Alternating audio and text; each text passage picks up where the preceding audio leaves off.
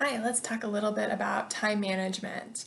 I know that it's really easy to fall into the trap of looking at your week day by day, but take a step back and try to look at it as a week. That gives you 168 hours for the entire week to get everything in. So after eating and sleeping, roughly you have about 73 hours left for work, for your family, and for whatever else you have going on in your life. So when you're prioritizing work, look at those hours that you want to spend and don't lock yourself into a Monday through Friday time range because as a business owner, we have the flexibility to go beyond that. We don't have to work 9 to 5, right? Like, isn't that why we started being business owners in the first place, to have that flexibility?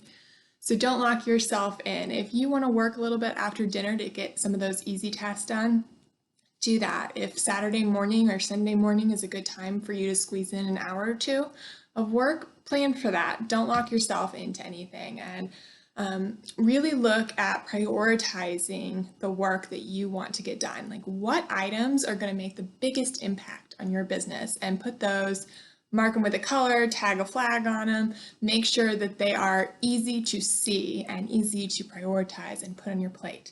So when you're looking at your full week and planning it out, make sure those prioritized items are at the front of your week, whatever your start day is for your week, whether that's Sunday or Monday or Tuesday, I don't know. So make sure you're looking at those, because once you spend your time on those are going to make the biggest impact. And if those hour here and there can be filled in with lower priority things that you want to get done, great. But you know up front that you've spent the majority of your time on the things that'll make the biggest impact in your business. And then you can spend the rest of those 73 hours having fun, traveling, spending time with family, all the things you wanted to do and have the flexibility to do as a business owner.